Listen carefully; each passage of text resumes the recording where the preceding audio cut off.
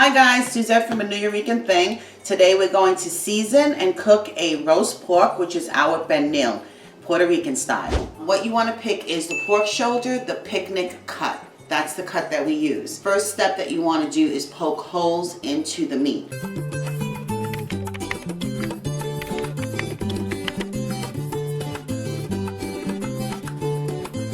Of course, the meat is already cleaned, so of course you want to rinse your meat. You want to go as deep as you can go into the roast pork, because what you're going to do is, after we make the seasoning, is you want to get all the seasoning in there. So you want to make as many holes as you can into the pork. And sometimes you'll hit the bone, so you just keep moving to a good part. So you see how deep I'm going, because we want to get all of that delicious flavor going all the way through the pork. You want to turn it around. This is the best part, which is the skin. So you definitely want to get in there and make as many holes as you possibly can.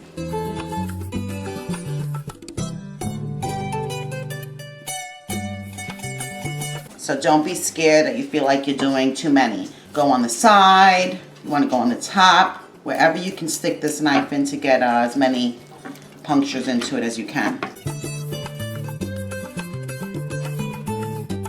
I think we have enough holes in the pork. So now we're going to move on to the seasoning that's going to go into this.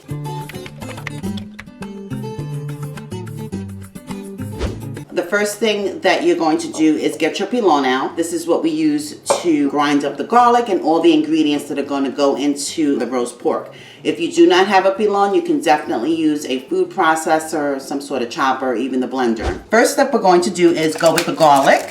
So you want to do a handful, it's going to be about 10 or 12 garlic cloves. You're going to put that in your pilon, and you're going to put 2 tablespoons of salt. I use kosher salt, but any salt will do. And you're going to pour that into the pilon.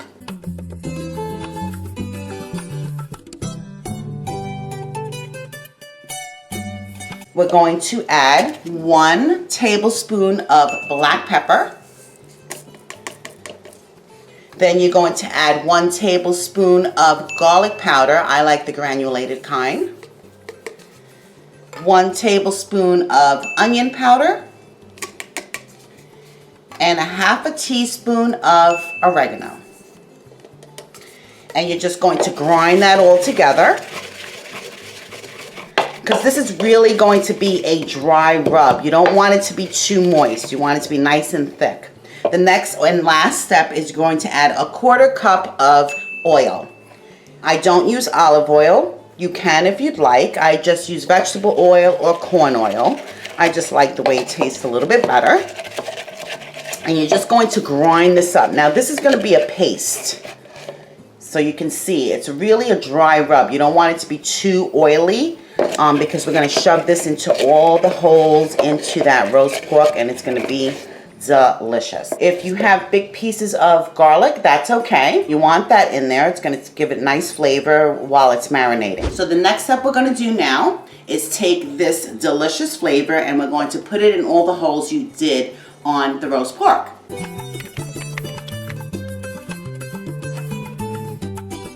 Basically, you want to take a nice amount, and you want to shove it into all those holes that you made. And you're going to continue to do that until all your seasoning is done.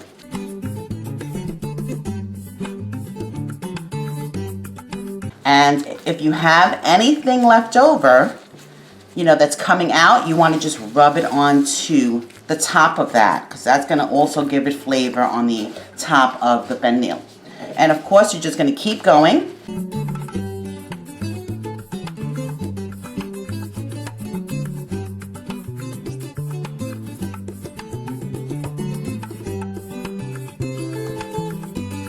Once this is all completely seasoned, as you can see, you see all the nice seasoning on here. The best thing to do is I put it in my roaster, put foil over it, and refrigerate it up to 24 hours. Now, if you don't have 24 hours and you want to cook it the same day, I always say season it in the morning and then, let it at least marinate a few hours before you put it in the oven. So I'm going to cover it, put it in the refrigerator, and cook this tomorrow morning. See you later.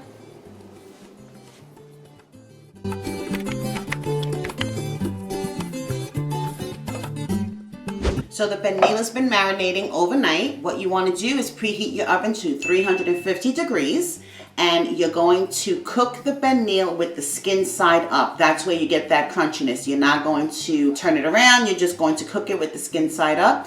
It usually takes about 5 to 6 hours depending on the size of your pernil. This one will take about 5 hours. It's about 10 pounds. But you're going to cook it until your internal temperature is 150 degrees or the liquids run clear. So see you in about 5 hours.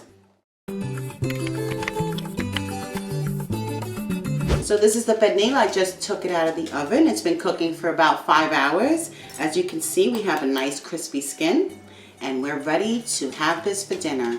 Thanks guys for watching. I hope you will make this soon. See you soon.